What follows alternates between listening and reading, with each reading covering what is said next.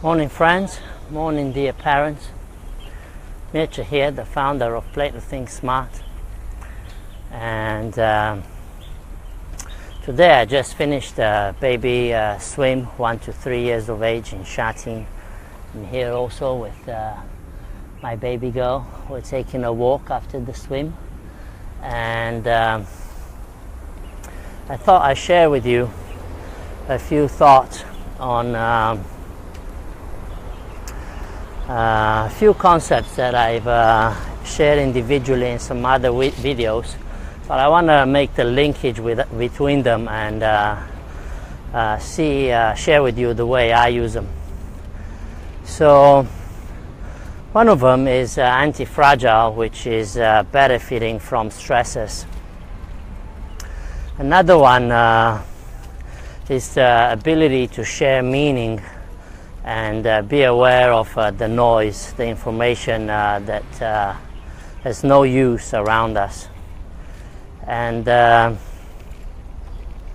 third concept is the concept that neurons are behaving individually like any other cell trying to survive, and therefore the brain's intention is to survive and not to learn. Now, these three concepts help you increase the quality of life and also communicate better.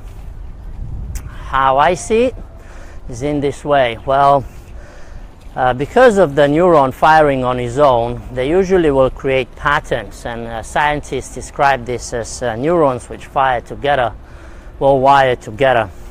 And because of this, the flow of energy and information throughout your brain will be the path of least resistance, which means the neurons that work best together will form what you see in real life, habits.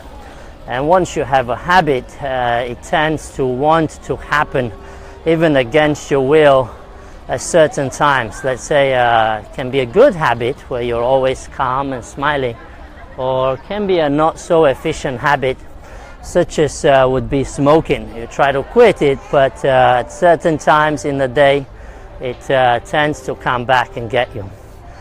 So by knowing this concept, we extrapolate into the anti-fragile concept now, and we know that if we find ways to benefit from stresses, we become anti-fragiles, which means if we willingly and deliberately break the path of least resistance in the mind, we can create new paths, hence new habits which are beneficial to us.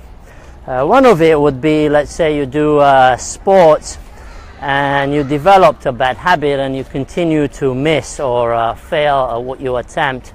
One good way to become anti-fragile is to stop, reflect on what happens, and whether you find a solution or not, try something different. Sometimes it's enough to break the pathway of least resistance just by doing the opposite, creating a provocation. So let's say you shoot a two-handed backhand in tennis and you want to break the path of least resistance. You might just want to shoot the ball, a few balls with your left hand and see what happens.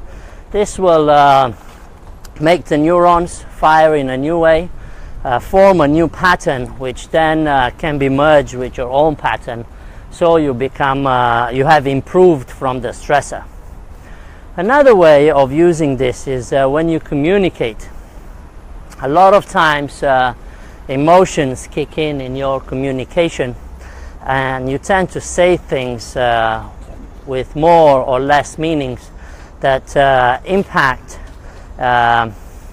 many times in a negative way. So the way you become anti-fragile to this is the same way, by taking the break and looking behind of what's being said. What is the reason of why this has been said, and what is the intention of the information?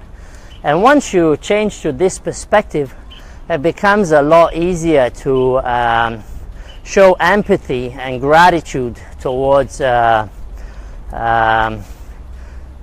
your partner, your communication partner, or change your perspective in order to communicate better the meaning in the future. So thank you, friends.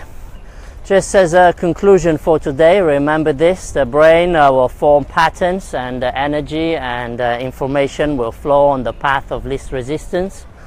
And if you want to improve your ability to learn or to think, you must break this pattern, and this will make you anti-fragile and will allow you to share meaning instead of noise with your friends, hence becoming a better person, having more happiness, creating more happiness in your life, and expressing gratitude. Thank you so much for today. I look forward with another chat tomorrow. I wish you all a fantastic